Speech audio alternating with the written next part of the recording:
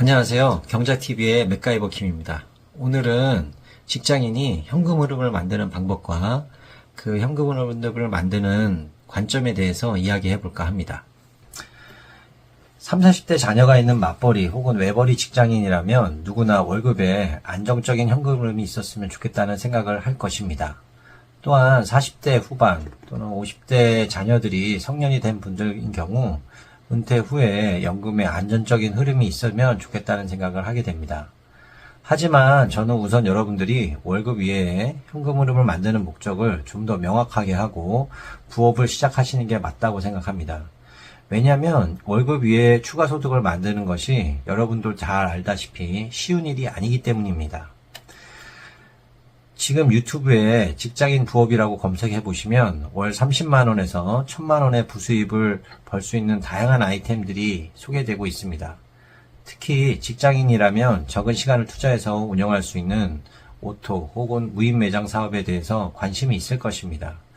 예를 들어 흔히 보시는 무인 아이스크림점, 무인 문구점, 무인 카페, 무인 전자담배, 무인 빨래방, 무인 사진관, 무인 스터디 카페 등이 있고, 요즘 새로 생기고 있는 무인 옷가게, 무인 탁구장, 무인 태닝샵 등이 있습니다.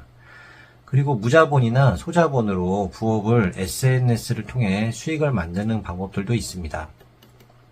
하지만 운영이 쉽다는 것은 진입 장벽이 낮아 누구나 쉽게 할 수 있다는 것이고, 그럼 경쟁이 심하게 되고 매출이 적어지게 됩니다. 즉 투자 대비 수익률이 낮아지게 되는 것이죠. 그래서 돈이 되는 사업을 하려면 운영이 어려운 것, 즉 남들이 하기 싫어하는 것, 진입 장벽이 높은 것을 해야 경쟁이 덜하고 수익률이 높아질 수 있습니다. 그래서 여러분들이 직장을 다니면서 그냥 운영을 편하게 하면서 소소한 수입을 목표로 할 것인지, 아니면 월급만큼 혹은 그 이상의 수익을 목표로 할 것인지를 정해야 할 것입니다. 부업을 통해 결국은 은퇴 후에도 혹은 직장을 그만두더라도 사업화를 통해 경제적 자유를 이루기를 목표로 한다면 마음을 단단히 먹고 힘든 길을 시작해야 된다는 것이죠. 운영을 편하게 하면서 소소한 수입을 목표로 하더라도 그 또한 적게는 2천만 원에서 많게는 2억 정도의 돈이 들어가고, 그것을 해소하기까지는 시간과 노력과 돈이 많이 드는 것이 사실입니다. 결국 어떤 부업 아이템이든 어느 정도의 돈이 들어가고 그것을 해소하기까지는 노력과 시간이 필요한 것이죠. 그렇다면 수익률이 좋고 지속적이고 안정적으로 현금 흐름이 나올 수 있는 부업을 선택하는 것이 가성비 좋은 선택일 것입니다. 제 주변에도 위에 언급한 사업 아이템들을 운영하시는 분들이 있고, 저 또한 스터디 카페를 2개를 운영해봤고 지금도 무인 성인용품점을 운영하고 있지만, 이런 사업들은 수익률이 그다지 좋지 않습니다. 저런 사업들로 부자가 되거나 경제적 자유를 이룰 수는 없습니다. 소위 부자라고 하는 이재용 회장처럼 조 단위의 재산이나 1000억 이상의 부를 가지려면 일정 규모 이상의 기업이 아니고서는 어려우니까 제외하더라도 개인이 열심히 노력해서 10억 이상에서 100억 정도의 자산은 이룰 수 있다고 생각합니다. 30억 정도의 순자산이 있으면 대한민국에서 1% 정도에 들어간다고 하고, 100억이면 0.1%라고 합니다. 하지만 저렇게 경제적 자유에 이르는 큰 자산을 만들려면 누구나 1억이라는 관문을 거치게 됩니다. 하지만 1억에서 10억 그리고 100억으로 가기에는 기존에 1억을 모았던 방식, 즉 아끼고 모으는 방법으로만은 어렵습니다. 그때는 소득을 2, 3천만 원으로 늘리고 투자를 병행해야 가능합니다. 즉 운영이 쉬운 부업을 통한 현금 흐름을 만들어서는 부자가 되기 어렵고 경제적 자유를 이루기가 어렵다는 이야기입니다. 그래서 저는 선택한 아이템이 고시원입니다. 그리고 고시원을 직장을 다니면서 적은 시간을 투자해서 운영할 수 있도록 만들어 총무나 상주 직원 없이 오토로 운영하고 있습니다.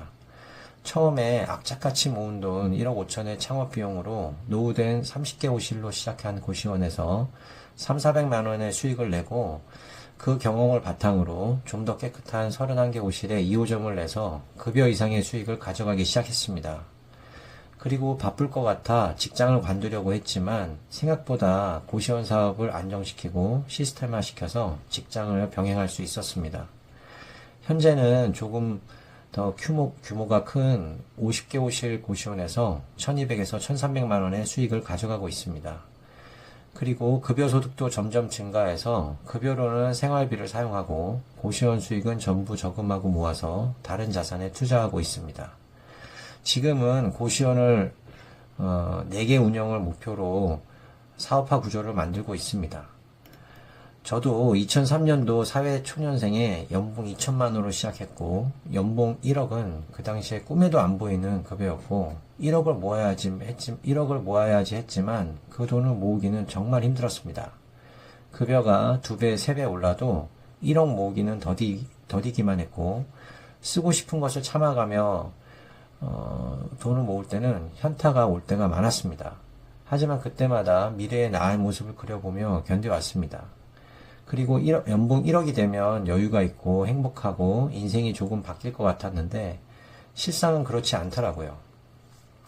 하지만 사업을 시작하고 통장에 돈이 쌓이기 시작하면서 그리고 그 사업을 키워나가면서 인생이 바뀌어 가고 있습니다. 연봉 1억을 만드는 데는 20년 정도가 걸렸는데 사업으로 인생이 바뀌는 시간은 5년이 채 걸리지 않았습니다. 그 이야기가 궁금하시다면 고시원 사업이나 경제적 자유에 관심이 있으시다면 아래 댓글에 링크를 남겨두었습니다. 긴 이야기 들어주셔서 감사합니다.